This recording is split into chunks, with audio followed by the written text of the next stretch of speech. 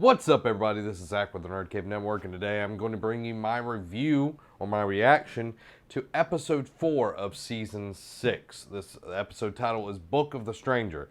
If you have not seen the episode, watch this after you have seen the episode. You don't want to ruin it. Game of Thrones is kind of one of those things. You don't want to ruin it. You don't want it spoiled, okay? A few twists and turns here and there. Another episode that kind of builds to where the season's going to go. I know it's not as action-packed, but that's kind of how Game of Thrones goes. It builds throughout the season where the last episode just has a crap ton of stuff, or the last two. So don't think that this one is going to make or break the season, but let's go ahead and get into it. I have a few notes here. Sansa and Jon Snow.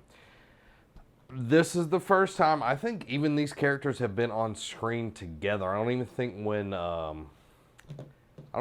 the King came in episode 1, Jon Snow was even in the same scene. He might have been, but I'm not 100% sure. But this is the first time you see these two characters that are very big in this whole story. Especially Sansa from the very beginning was kind of annoying, but she's definitely progressed very well. George Martin wrote her extremely well and has progressed to a essential character.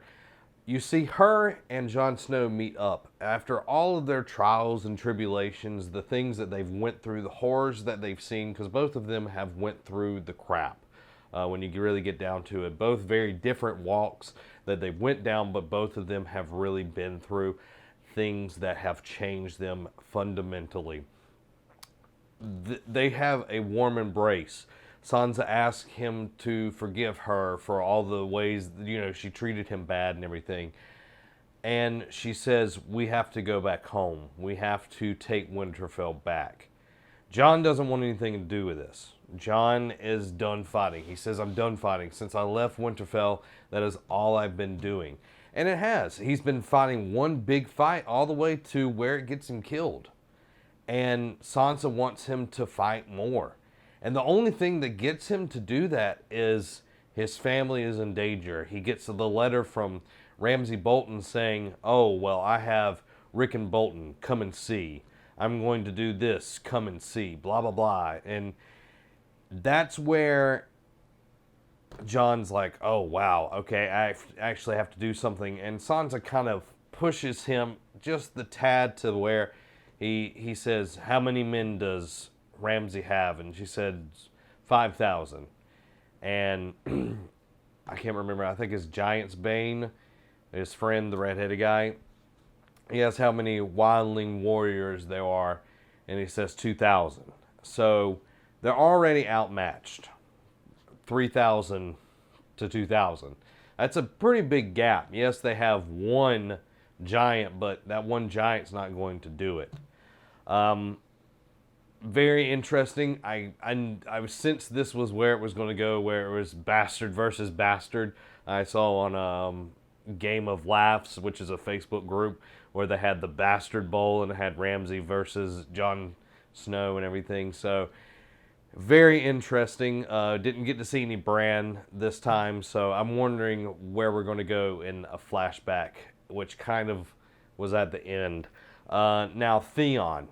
We saw Theon make his way back to the Ironborn, and he makes his way back to his sister Yara, and she asks him, why are you here? It's very convenient that you're here right after Dad has been killed or died, and do you want to be king? And he's like, no, I don't want that. And he keeps apologizing, and she's like, well, what do you want? And he's like, she's like, what do you want? And then he says he wants her, that she should be the one on the throne, the Salt Throne, and that he would help her.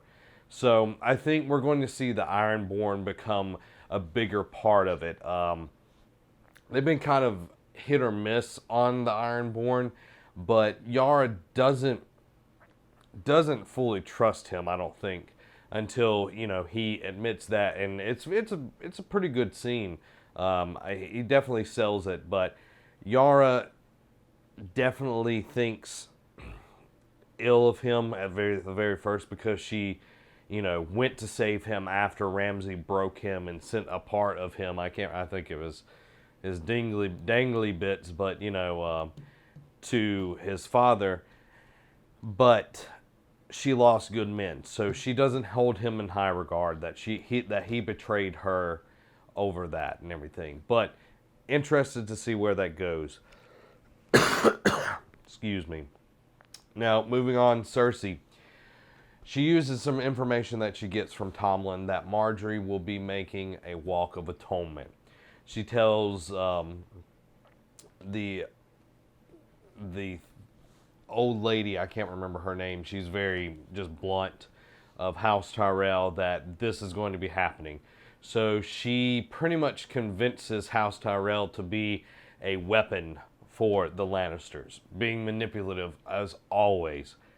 Perfect. Fits in the character. I'm glad they're keeping that in there, keeping that manipulation going on. This is going to be pretty interesting. The Tyrell army is the second largest in the whole entire Westeros, and they're going to use it to get rid of the High Sparrow and the militant fate that has taken over King's Landing. So I can't wait to see what goes on there. Now, Tyrion makes an interesting decision in this episode where he meets with the masters of the various cities that are part of Slaver's Bay to negotiate. Now, one thing that was kind of interesting was the historical context that worked along with this, because even Abraham Lincoln met with Southern diplomats and everything to try to make a compromise between the North and the South during the Civil War about slavery, where it was a slower build to where everyone was free and everything, because when you're having a war going on, you can't really do both. And even Tyrion says, yes, slavery is evil. Yes, war is evil, but I can only end one at a time. So he makes a deal with the slavers. And the deal is that he will give them 7 years to end slavery. That's 7 years, to work everything out, to figure out some different thing, and that they will be compensated for the slaves that they have. Misa and Grey Worm do not trust these people. They have been slaves. They understand how the masters work. And Tyrion doesn't understand that completely, but also Tyrion is very, very smart. He's a diplomat. He understands how things work.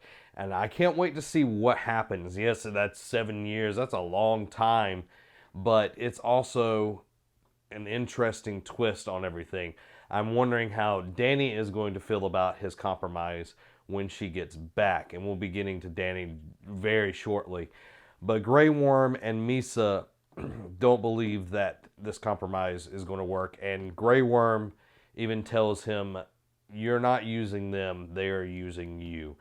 And that was pretty interesting. I really can't wait to see what happens there. Tyrion is not from this. He is from Westeros. He doesn't understand the whole slave trade. So the ramifications of that is going to be quite intriguing. Now moving to Dany. We all know that she was in the Dothraki, Doth-Khalim, and all of that. That she was going in front of all of the calls to be judged and see if she was going to be admitted to the Vage Dothrak, all of that. The old hags, pretty much. Well, she comes up with a plan, and this was awesome.